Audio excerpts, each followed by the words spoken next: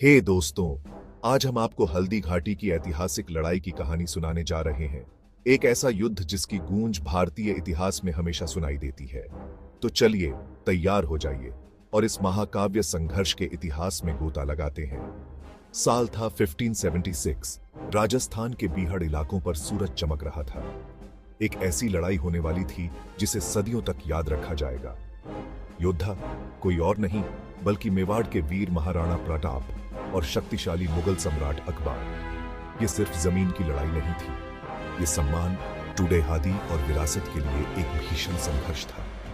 हल्दी घाटी अपनी हल्दी रंग की मिट्टी के कारण इस नाम से जाना जाने वाला युद्ध का मैदान रणनीति और बहादुरी के तमाशे का गवाह बनने वाला था। महाराणा प्रताप अपने वफादार घोड़े चेतक पर सवार होकर अपने राजपूत वॉरियरों को अच्छी तरह से संगठित मुगल सेना के खिलाफ ले गए।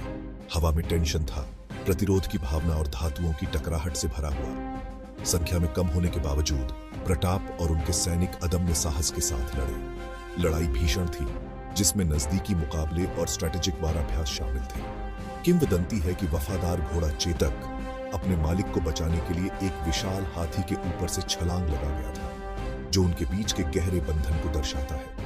हालांकि महाराणा प्रताप विजयी नहीं हुए, लेकिन उनके भीषण प्रतिरोध और झुकने से इनकार ने एक स्थायी विरासत छोड़ दी, जिसने अनगिनत अन्य लोगों को हर चीज से ऊपर टूडेहादी को महत्व देने के लिए प्रेरित किया। हल्दी घाटी का युद्ध न केवल उनकी बहादुरी का प्रमाण है, बल्कि स्थायी भावना और लचीलेपन के प्रतीक के रूप में भी खड़ा है। तो इतिहास के इस इंटरेस्टिंग टुकड़े के बारे में आप क्या सोचते हैं? क्या यह आपको उतना ही प्रेरित करता है जितना कि मुझे? आइए इन आकर्षक कहानियों को एक साथ खोजते रहें। अगली बार तक जिज्ञासा की भावना को जीवित रखें।